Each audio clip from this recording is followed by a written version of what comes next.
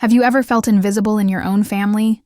Like no matter what you do, no matter how hard you try, you are nothing more than an afterthought? That was my life for years. Man, you have no idea how it feels to sit at the same table as people who call themselves your family, and yet every word, every glance, every action tells you that you are worthless. That day I realized I had had enough. I realized that if I did not act, I would remain invisible forever, and I swore to myself I was done being invisible. It started innocently enough. My son and I went out for lunch with my sister and her kids. It was a small cafe, nothing fancy, but it was enough for a casual family outing. I thought it would be nice, a chance to connect, a chance to maybe soften the tension that had been building for years. But I should have known better. I should have known that in that house, in that family, kindness is a weakness, and generosity is a weapon to be manipulated. We sat down, ordered our drinks, and waited. The kids were excited, chattering about cartoons and school, and I smiled, thinking maybe today would be different. But then came the subtle jabs. My sister, in her usual tone, remarked about my son's appetite, about the little amount I was willing to spend. I tried to laugh it off, tried to ignore the barbs disguised as jokes. But then, the moment came that I will never forget. She handed my son a bread basket, a plain, ordinary basket of bread. No side dishes, no main course, just bread. Meanwhile, her own kids had an extravagant meal, $100 worth of food laid out before them, and she didn't even flinch. I remember the look in my son's eyes, that mix of confusion and embarrassment. He did not understand why he was being treated differently. He did not understand why his cousins had feasts while he was handed scraps. And I, sitting there, felt something shift inside me. I felt the cold hand of reality grip me, and I realized this was no accident. This was deliberate. This was the culmination of years of being belittled, ignored, and dismissed. I stayed calm on the outside, but inside, a storm was brewing. My mind raced as I processed what had just happened. Every insult, every slight, every moment of dismissal flashed before my eyes. My mother ignoring my accomplishments.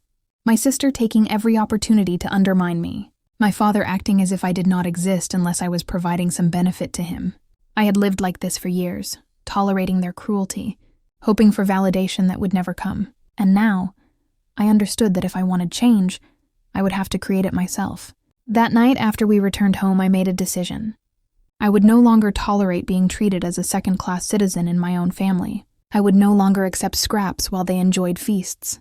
And I would make sure they understood, in the most undeniable way possible, that I had grown beyond their petty cruelty. The first step was practical. I began auditing every aspect of my finances that intersected with my family.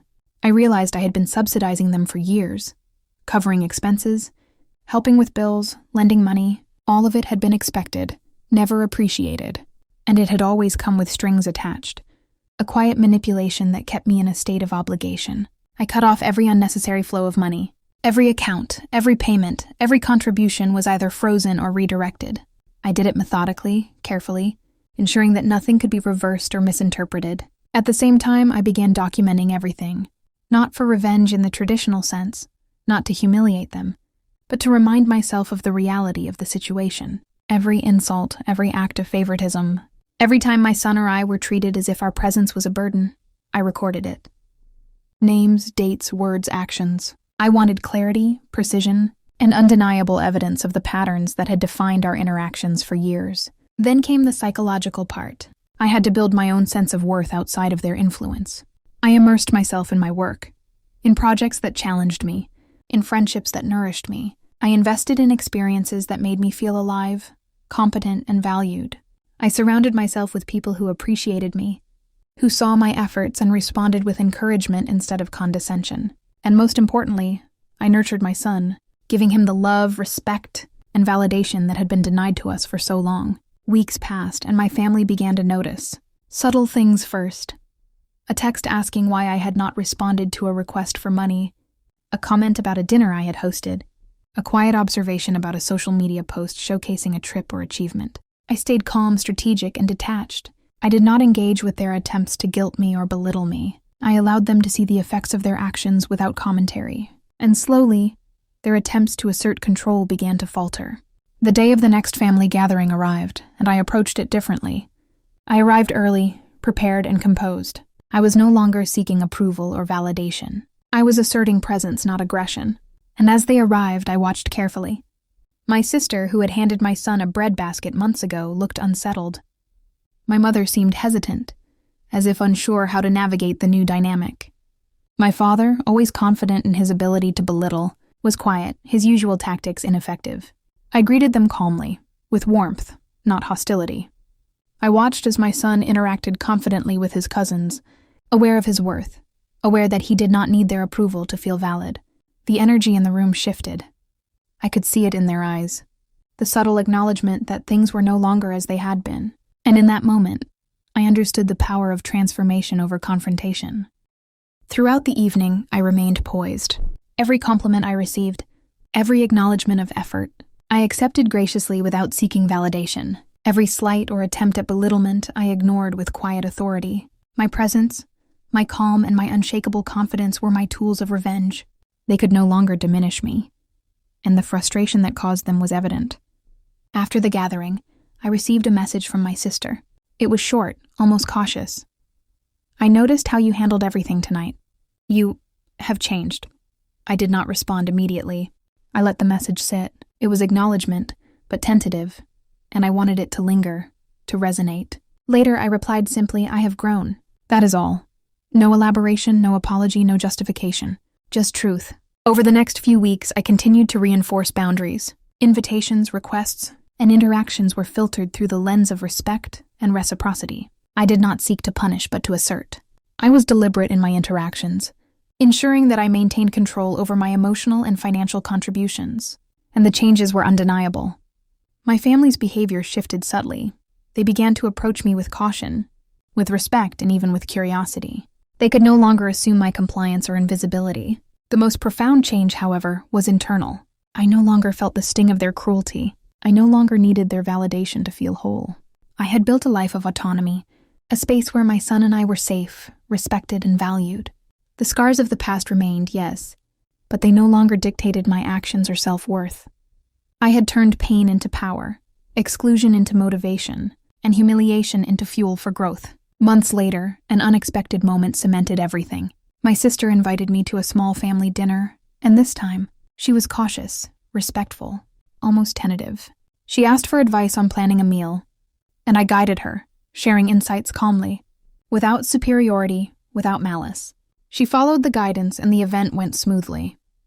It was a quiet victory, not because she succeeded, but because I had remained unshakable, unaffected by past grievances. I had become untouchable in my presence, and that was the most satisfying revenge I could imagine.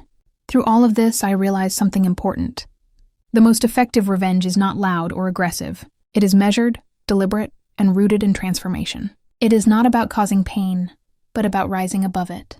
It is about cultivating strength, independence, and confidence, so profound that those who sought to diminish you are rendered powerless in your presence. And when you achieve that, when you are untouchable in your dignity and self-worth, you have accomplished more than any dramatic act of retaliation could ever achieve. That night, as I tucked my son into bed, I reflected on everything that had happened.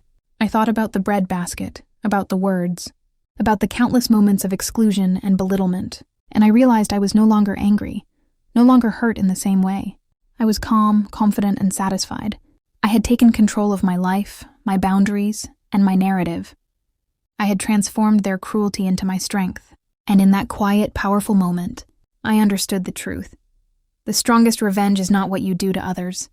It is who you become because of them. I smiled as I turned off the light, knowing that tomorrow, the world, including my family, would see the person I had become. I was no longer invisible. I was untouchable, unshakable, and free. The days after that family dinner were strangely quiet, almost unnerving. I could feel the subtle tension when my phone buzzed with messages from my mother or sister. They were trying to engage me, but I noticed the hesitation in their words, the calculated politeness.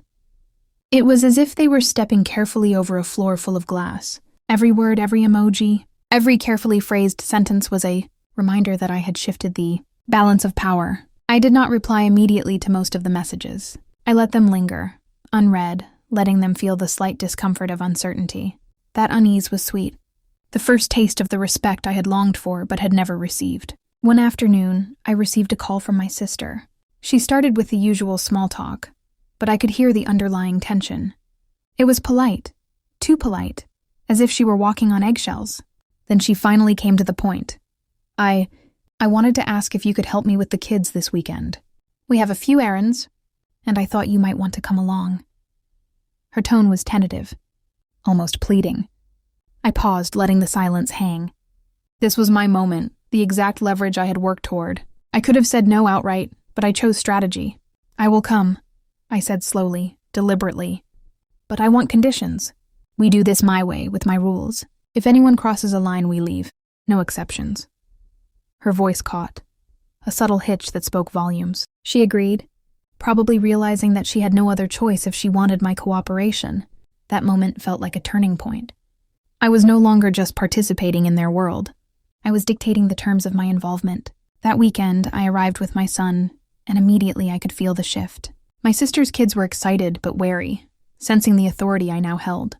My sister herself seemed nervous, constantly checking in, making sure she was not overstepping. I guided the errands, calmly, efficiently, with quiet confidence. I set boundaries gently but firmly. When a remark slipped, a subtle dig about my son or my spending, I responded with calm, controlled clarity. We do not speak that way here, I said softly. And that was it. The comment died in the air, swallowed by the weight of my authority. After that weekend, I noticed more changes. Invitations began to arrive, not because I was being included out of goodwill, but because they needed something from me, and I reveled in it. I could participate on my terms, choose my level of involvement, and assert boundaries without guilt or fear. My mother started calling more often, subtly seeking my opinion on household matters she previously ignored me on. I answered selectively, providing guidance but never overextending. I had become a resource they valued, yet could not control. Then came the moment that truly solidified my sense of empowerment. I had quietly been working on a professional project, something independent that had nothing to do with family obligations or expectations. I had poured months of effort into it, and the results were undeniable. A local community recognized my work, and I received an award. When my mother and sister heard, I was not surprised to see their reactions. They tried to mask envy with congratulations, but I could see through it. Their smiles were forced, their eyes measuring, calculating. And I smiled back, inwardly knowing that this recognition, this achievement, was mine alone, untainted by their influence. My son's presence in these moments became equally important. I nurtured his sense of self-worth, shielding him from their manipulation, teaching him the same lessons I had learned the hard way. He began to understand that love and respect are not automatic, not earned through appearances or obedience, but through genuine care and integrity. Watching him grow confident, assertive, and resilient was one of the most rewarding aspects of my subtle revenge. It was living proof that I had broken the cycle, that their cruelty could not dictate our lives. Months later, a family event brought everything to a head. It was a birthday party for one of my sister's children, a lavish gathering with friends and relatives. I arrived, aware of my impact before even stepping inside. The room had the usual chatter, the usual laughter, but I noticed the small signs, the quick glance, the pause in conversation, the subtle shift when I walked by. People were watching me now, trying to gauge my mood, my reactions, my level of involvement, and I had none of the insecurity that had plagued me in the past. I was poised, confident, untouchable. During the party, a situation arose that could have triggered old patterns. One of the relatives made a sly remark about my financial contributions, attempting to belittle my achievements. In the past, I might have shrunk, tried to explain, or overcompensate, but this time I stood tall, calm, and unshaken. I replied simply, "I believe we are here to celebrate, not judge. Let us enjoy the evening." The room went silent for a beat, the weight of my words settling in. No argument followed. No confrontation escalated. I had won through composure, presence, and quiet authority. Later that night, after the party, my sister pulled me aside. Her tone was careful, respectful, even tinged with something I could only interpret as grudging admiration. "I see now," she said softly. "You have changed everything." I nodded, choosing my words with precision. "I changed myself. That is all. Everything else followed. It was a simple truth, yet it carried the full weight of years of manipulation, exclusion, and dismissal. The weeks that followed solidified a new family dynamic. They began to approach me with deference, aware that I would no longer tolerate disrespect. They asked for advice, sought guidance, and even attempted to include me in planning and decision-making. And I engaged on my own terms, offering input where appropriate but never surrendering autonomy. I had created a space where I was valued for who I was, not what I could provide or endure. The ultimate test came unexpectedly. My father, who had always been the most dismissive, the most critical, reached out one evening. His message was cautious, almost fearful. "We want to make things right. Can we talk?" I paused before responding, feeling the full impact of this long-awaited opportunity. I could have reacted with anger, with confrontation, with long-overdue reprimands, but instead I chose a measured response. "Yes," I replied, "we can talk, but only if it is a conversation rooted in respect and honesty. Nothing less will suffice." The following meeting was tense, but for the first time I felt like an equal. I spoke openly about years of neglect, about the countless moments of belittlement, about the impact on my son and myself. I did not shout. I did not cry.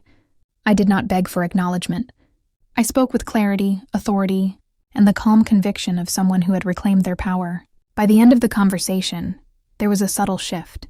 My father's tone had softened. My mother's posture had changed. My sister's eyes were more careful. They understood that the old tactics of manipulation and belittlement no longer worked.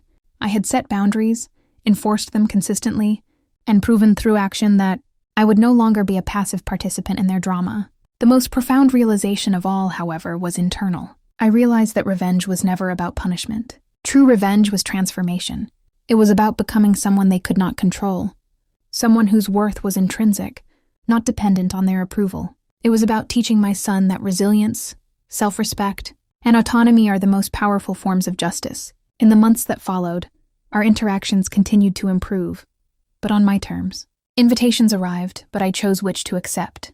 Requests for help were filtered, measured, and met with boundaries. Conversations were respectful, not confrontational. And slowly my family began to adjust, not because they suddenly became kind, but because they had no other choice. I had reclaimed my space, my dignity, and my power. The final moment of quiet, satisfaction came one evening, when my sister sent me a message. It was simple, almost understated. "I understand now. You are untouchable," I smiled. Not because I sought validation, but because the truth resonated. I had become untouchable, not through confrontation or anger, but through transformation, composure, and deliberate action. I had turned every slight, every act of cruelty, into fuel for growth, strength, and independence. As I read her words, I thought of every moment of exclusion, every insult, every breadbasket, every slight. I thought of my son, who had once looked confused and embarrassed, now confident, resilient, and aware of his worth. I realized that revenge was never about them. It was about us. It was about reclaiming our lives, our dignity, and our narrative. And in that realization, I found peace, satisfaction, and an unshakable sense of self. I closed my phone, feeling the weight of years lifted. I had won not by defeating them, but by becoming someone they could not touch. And as I tucked my son into bed, I whispered to him, "We are stronger than anyone can ever make us feel." Remember that always. That night, I slept peacefully, knowing that the story had changed forever. Not because they had changed, but because I had. And that, I realized, is the most powerful revenge of all.